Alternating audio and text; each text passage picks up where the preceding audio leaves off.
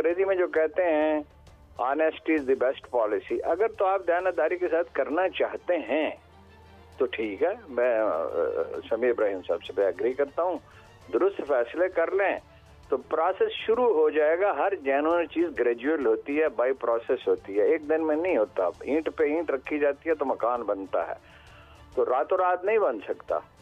आप वो आखिरी साल में खान साहब की पॉलिसियां ठीक थी, सेहत कार्ड भी था, कोरोना से भी फाइट कर लिया, दरख्त भी लगा दिए, डैम भी बनाने शुरू कर दिए, आपने उखाड़ के फेंक दिया सब कुछ। कुछ उम्मीद बन चली थी, कोई रोशनी नजर आ रही थी। सवाल ये है कि सियासतदानों के हाथ में मामला है ही नहीं, मामला है इस्टेब्लिशमेंट के हाथ में। जिसके पास ताकत है उसी के पास है ना। और आपको पता होगा कि वजीर दफा ने टेलीफोन किया है चीफ ऑफ आर्मी स्टाफ को, तो टेलीफोन खैरियत पूछने के लिए तो नहीं किया होगा ना जी। तो अब आपने अगर अमेरिका की गोद में बैठना है तो फिर उसकी प्राइस है आपकी, ना आपको फॉरेन पॉलिसी वाजे है, ना को माशी पॉलिसियां वाजे हैं। इलेक्शन का आज आप इलेक्शन की तारीख दे दें, चाहे वो 8 महीने बाद की हो, तो स्टेबिलिटी का आंसर शुरू हो जाएगा। अभी तो पहले लोग प्लाट खरीदे थे, अब तो प्लाट भी नहीं खरीद रहे, अब तो सोना खरीद रहे हैं। और ज्यादातर पैसा मुल्क से बाहर, $10 बिलियन तो पहले हर साल जा रहा था जब हालात कदर बेहतर थे, तो अब पता नहीं कितना जा रहा है। तो इस तरह की ऐसी चीजें ठीक होगी। हाँ, प्रायोरिटीज ठीक फिक्स कर लें तो ठीक होनी शुरू हो जाएंगे।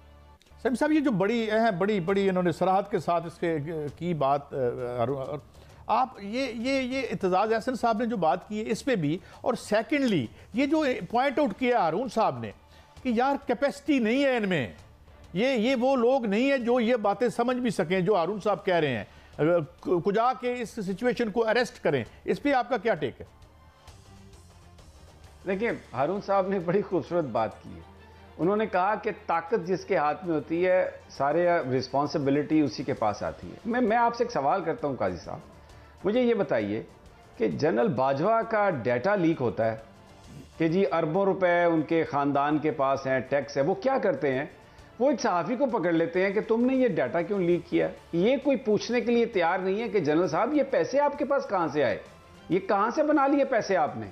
ये है वो सवाल, ये है वो बात जो अभी हारून साहब कह रहे थे।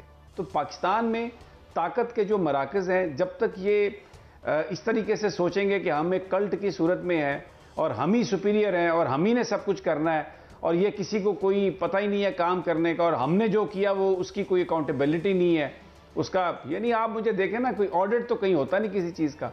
तो ये पाकिस्तान का मसला है। ताकतवर जो लोग हैं, अगर जब तक वो अकाउंटेबिलिटी उनकी नहीं शुरू होती तब तक ये कुछ नहीं हो सकता। मैं बिल्कुल एग्री करता हूं। बाकी जो आपने इत्तेजाज साहब की बात कही है, जी सर, जी प्लीज मुकम्मल करें समी साहब। वो उसमें बिल्कुल उन्होंने ठीक कहा।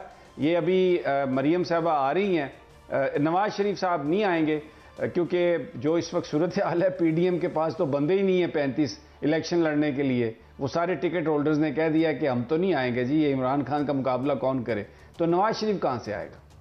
अच्छा हारून साहब, ये एक जो पॉइंट आउट किया, मैं जनरल बात कर रहा हूँ कि एक आपने की, एक मिसाली अदवार की बात की, हमारी एक मज़ीम रवायात की बात की, मज़हब की बात की, ये जो सिलसिला है, और खान साहब भी कहते हैं जनाब कि डाटे की कोई अकाउंटेबिलिटी नहीं है। तो ये क्या, तो वो देखें ना, बेसिक प्रिंसिपल देखना पड़ता है ना।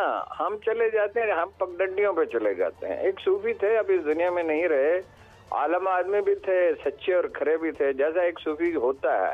बस ज्यादातर तो ऐसे ही होते हैं, आपको तान पड़े होते हैं, सिर्फ दावे होते हैं। उनसे किसी ने कहा, सूफी साहब आप दुरूद ताज पढ़ते हैं, फलाना दुरूद पढ़ते हैं? उन्होंने कहा मैं पक्की सड़क पे चलता हूँ, दुरूद इब्राहिम ही पढ़ता हूँ। पक्की सड़क पे चलना चाहिए, पगडंडियों पे नहीं। जो बात समी इब्राहिम साहब ने कही है उसको एक और एंगल से देखें। कुरान मजीद कहता है वलकुम फिल किसास हयातुन या उलिल अलबाब। वो जो, अगर तुम में अकल है, तुम में से कुछ लोग जो अकल रखते हैं वो जानते हैं कि जिंदगी किसास में है। किसास क्या है? किसास ये है जितना किसी का कसूर है उतनी उसको सजा मिले प्रॉपर तरीके से, ना ज्यादा सजा मिले ना कम सजा मिले, बस सजा लाजमी मिले। अब आप जनरल बाजवा की तो अकाउंटेबिलिटी छोड़ दें, वो तो सवाल ही नहीं पैदा होता। आपने नवाज शरीफ से सुलह कर ली और आपने जरदारी साहब जो है वो आपके हलीफ हैं। कोई शोरिश कश्मीरी का मिसरा मुझे याद आता है, कि भाई असल इनहराफ जो है, यानी उसमें नुक्ता यह है कि असल इनहराफ फिक्री होता है। जब जहनी और फिक्री तौर पे आप भटक जाएं तो अमली तौर पे भटकेंगे। वो मिसरा ये है, अबू सुफियान के पोते की गुलामी कर ली, वो यजीद की गुलामी कर ली। जब आपने यजीद की गुलामी कर ली तो इस्लाह कहाँ से होगी? तो ये छोटे छोटे यजीद ही है ना, कोई कम कोई ज्यादा। तो अब हमसे कहते हैं भाई नवाज शरीफ को गवारा करो, जरदारी को गवारा चलो। अब मैं इमरान खान को तो किसी न किसी तरह गवारा कर लूंगा, इमरान खान साहब भी कौन से कायदे आज़म है, लेकिन अब मैं नवाज शरीफ को मेरे ऊपर बिठाएंगे और जरदारी को बिठाएंगे। कराची के इलेक्शन में क्या हुआ यार, वो इलेक्शन जीता है, कुछ से बड़ा कोई झूठ हो सकता है कि वो इलेक्शन जीता है? वहाँ ज्यादा सीटें जमात इस्लामी की हैं, उसके बाद इनकी हैं। अब पीटीआई की हालत देख लें, जिसे इतनी उम्मीदें वाबस्ता हैं। मैंने खान साहब से कहा एक इंसान का बच्चा भी नहीं है कराची में, उन्होंने कहा एक भी नहीं है।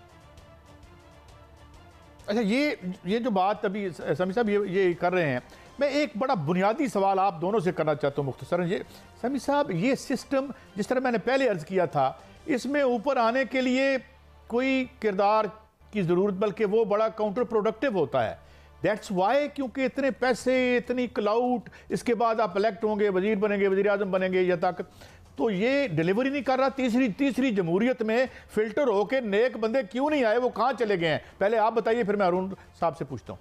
समी साहब देखिए, जब रेस ऐसी लगी हुई है कि जिसमें जो ईमानदारी की बात लेके चल रहा है वो कुचला जाएगा उस रेस के नीचे आगे, तो कौन आएगा आगे आएगा? आप इलेक्शन के सिस्टम को देख लेना। इलेक्शन लड़ने के लिए आपको चाहे कौमी असम्बली का है चाहे सूबाई असम्बली का है, 10 करोड़ रुपए चाहिए कम से कम, बल्कि 15 करोड़ चाहिए होगा। तो वो कौन सा कारोबार है जो 15 करोड़ वो लगाएगा बना के इस पे? फिर तो पहले तो वो 15 करोड़ उसने इकट्ठे करने हैं, फिर अगले इलेक्शन के लिए 10-15 करोड़ और इकट्ठे करने हैं, फिर जो पूरा साल 2 साल डेरा अपना चलाना है उसके लिए पैसे चाहिए। तो जो इस वक्त जो निज़ाम है, ये तो कोई अच्छे लोगों को लाने के लिए है ही नहीं। ये निज़ाम तो उन लोगों को लाने के लिए है जो बेसिकली वो जो ब्लैक मनी है उसमें हकदार हैं और हिस्सा देते हैं और लेते हैं।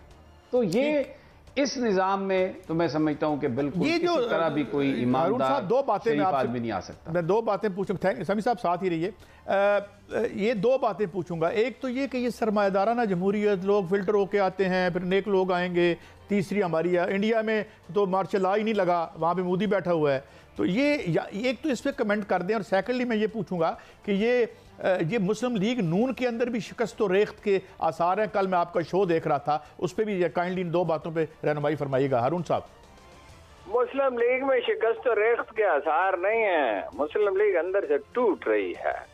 हर चीज की एक उम्र होती है। कुरान मजीद कहता है लिकुल्लि उम्मतिन अजल, हर ग्रोह के लिए हमने मौत रखी है। भाई ये मुस्लिम लीग का किस्सा पाक है, ये जाहिर है आहिस्ता आहिस्ता होता है, हर चीज बतदरीजी होती है। जरदा वो उसका 1% आए हैं वोट बिलावल के, और नून लीग 19% है। नवाज शरीफ सख्त गुस्से में है, कर कुछ सकता नहीं, भाई पे सख्त नाराज है, और भाई जो है उसकी नहीं मान रहा है। बहुत सी चीजें मुझे पता है। अब हर चीज जो है वो ज़ाहिर बयान नहीं की जा सकती, और हर चीज के बयान करने का एक वक्त होता है। तो ये तो उसमें तो शिकस्त रेख्त। दूसरी बात आपने क्या पूछी? ये जो हम कहते हैं कि जी फिल्टर होके जमहूरियत में बार बार तीसरा इलेक्शन बार बार होके आ रहा है। क्या ये कैसी जमहूरियत है यार? भाई कराची में क्या इलेक्शन हुए?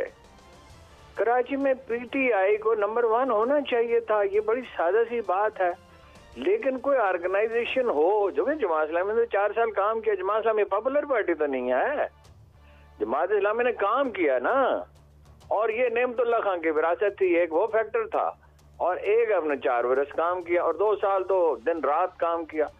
और फिर वो उनकी 7-8 सीटें होना ये चाहिए था कि 95 या 96 सीटें होती जमात इस्लामी की, अगर काउंटिंग ठीक होती। बाकी तो पैसे का इस्तेमाल तो अलग है। वो इस मौजू को आप मुझसे बेहतर समझते हैं कि पैसे का इस्तेमाल कैसे होता है, क्योंकि मैं आपका प्रोग्राम देखता रहता हूँ। अच्छा, दूसरी बात ये है कि वो पीटीआई जिसकी 100 सीटें होनी चाहिए थी, उसकी 40 कैसे हो गई? और हैदराबाद में आप मुझे बताइए कि 34% बिला मुकाबला कैसे हो गया? पुलिस की मदद से और सिविल सर्विस की मदद से हो गया, और मज़ाहमत करने वाला कोई था नहीं। इमरान खान साहब जख्मी हैं, वो पंजाबी में क्या कहते हैं, काराड़ा कार नहीं सानू किसी का डर नहीं। अपना वो असद उमर साहब जो हैं वो जहाज पे बैठते हैं, वो आ जाते हैं इस्लामाबाद, इलेक्शन लड़ते हैं, वो किसी कंट्रोवर्सी में नहीं पड़ना चाहते। फैसल वापडा को बनाया, वो महंगा खान, यार ये क्या किया? वो अपना असद उमर, यार ये क्या किया? उन्होंने कहा ये बोलता बड़ा अच्छा। मैंने कहा मेरे मोहल्ले में 3-4 आदमी जो अच्छा बोलते हैं, उनको भी बना दें, सेनेटर बना दें, मैंने बना दें। वो उसने क्या किया? अच्छा, मैं तो इनको जब भी मिले कहता रहा, अव्वल तो जब वज़ीर आज़म बन के ज़ाहिर बिजी हो गया, और तो हम भी कोई हाज़िर खिदमत होने में कोताही करते हैं। तो ये किन लोगों को? उस्मान बुज़दार, यार उस्मान बुज़दार वाले तजुर्बे के बाद तनवीर इलियास, वो तनवीर इलियास 2-3 बजे दफ्तर जाता है, अपनी बुलाई हुई मीटिंग में नहीं जाता। इससे थोड़ी होता है काम करना। ये टीवी का प्रोग्राम है, टीवी के प्रोग्राम में आप अफोर्ड कर सकते हैं नालायक आदमी को रख लें, बावर्ची नहीं नालायक रख सकते, ड्राइवर नहीं नालायक रख सकते, वजीर आला और वजीर आजम नालायक रखते हैं। इस तरह थोड़ी होता है भाई। दुनिया में पॉलिटिकल पार्टियां कैसे होती हैं? मसलन ये आप जिस इलाके में रहते हैं उस इलाके में पार्टी के वर्कर फैसला करेंगे यहाँ एमपीए का टिकट किसको दिया जाए, एमएनए का किसको दिया जाए। खान साहब कहते हैं मैं दूंगा, जरदारी साहब कहते हैं मैं दूंगा, नवाज शरीफ साहब कहते हैं मैं दूंगा। ओ भाई आप कैसे देंगे? अब बादशाह, अभी तक हम उसी जागीरदारी और मलूकियत के दौर में रह रहे हैं, वही शख्सियत परस्ती है। हमने एक के बाद दूसरा तजुर्बा करके देख लिया। मैं फिर कहता हूँ इमरान खान भी गवारा हैं, पार्टी उन्होंने भी नहीं बनाई, वो पार्टी तो हो यार। देखिए ना काजी साहब, मैं इसलिए नहीं कि आप मेरे दोस्त हैं, मैं इसलिए कह रहा हूँ आप क्यों नहीं लड़ सकते जी कौमी असेंबली का इलेक्शन? वो पैसों का भी इतना मसला नहीं है। पैसे अगर रीजनेबल पैसों से इलेक्शन लड़ा जा सकता हो तो शरीफ लोग जो है पैसे जमा करके दे देंगे, माकूल लोग। लेकिन हम में से अगर कोई इलेक्शन लड़ेगा तो इमरान रियाज लड़ेगा, ठीक है ना, और तो कोई नहीं ना लड़ सकता।